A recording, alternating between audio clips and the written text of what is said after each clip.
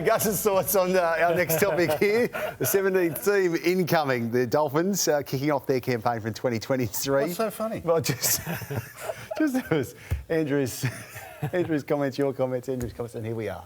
Here we are. To go all again while you're on the same desk. Are you pleased with where the Dolphins are up to putting together their squad for next year? Will they be ready, Andrew? Yeah, well, so there's two aspects to it. One is off the field.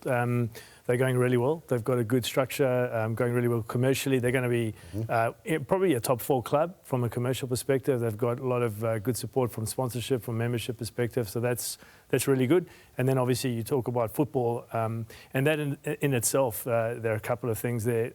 The Dolphins have invested quite aggressively into participation and pathways as part of their license. And then they've obviously been building their roster. And quietly, they're up to now 24, 25 of their top 30 signed. And they're in reasonable shape. And obviously, everyone's making a lot of noise around not having a major big signing. But, you know, as you guys will know really well, it's a team sport. And it's not necessarily about big individuals, but it's about how they come together as a group. So I'm really excited. I think they're going to be competitive. The proof will be in the pudding next year. But really pleased with the progress that the club has made, and I think they're going to surprise a few clubs next season. Should they have had another year to get ready? I mean, that's the consensus, that they've been slapped together a little bit. The players aren't exactly what, household names, or there's no Cameron Smith equivalent. There's no Cameron Munster, for instance. You know what I mean? Like, we haven't seen that yet. So are they attractive enough, and are they going to be competitive? Well, their fans have responded and the corporates have responded, and they believe in the brand and the vision that they're building. And I certainly think when you look at it on balance, of course, people have dismissed the fact that the Redcliffe Dolphins have been around for 75 years. They've been one of the most competitive teams in the Queensland State Cup competition for a number of years. They've had 7 grand final wins. So you don't necessarily win in your first year in the premiership. Some clubs have taken a long time to win a premiership. Some clubs have never won a premiership. You've got to take a long-term view. And the Dolphins are building for the long term. And I think over time you're going to see a number of young players come through from a participation, a pathways perspective through and represent that region.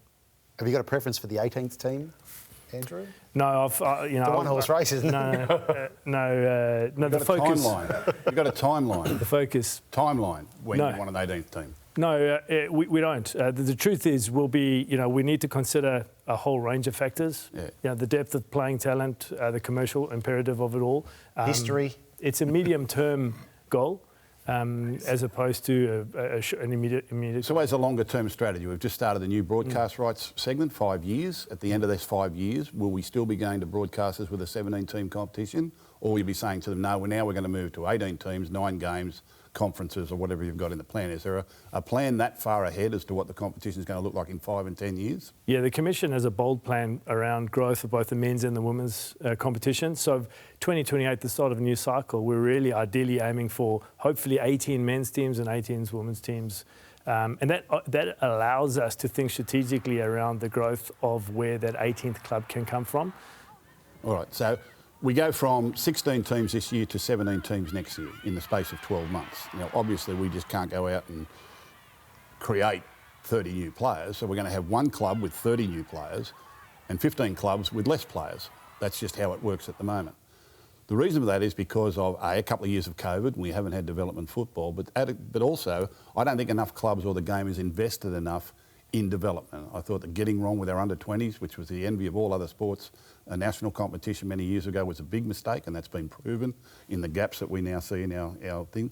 What's being done to invest to make sure that in the future we can support 18 teams and have them all competitive at that level?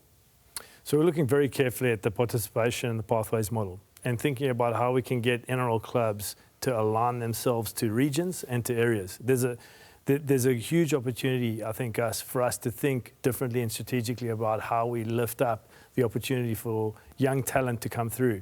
And that's men's and women's.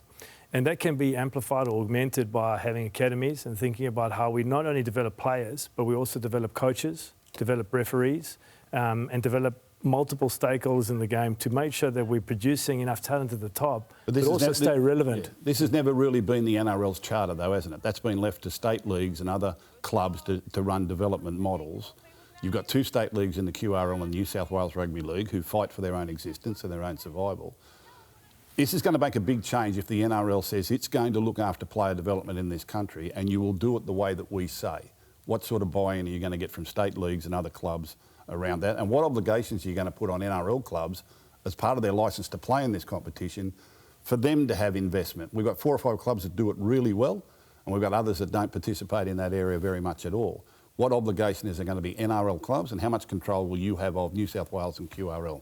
It's got to be a shared objective. So what we've got to do is everyone's got to have skin in the game. And the Commission's job is to think about how you act overall and then incentivise and hold to account the different stakeholders. I think each stakeholder has a role to play. I think the power of the club brands, particularly aligning them to certain areas and regions, is incredibly powerful.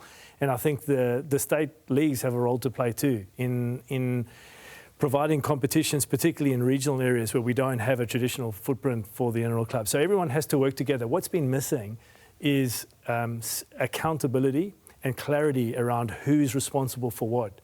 And the truth is, if we work together, there's a great opportunity for us in rugby league to have a huge amount of investment in the right areas to get talent developing.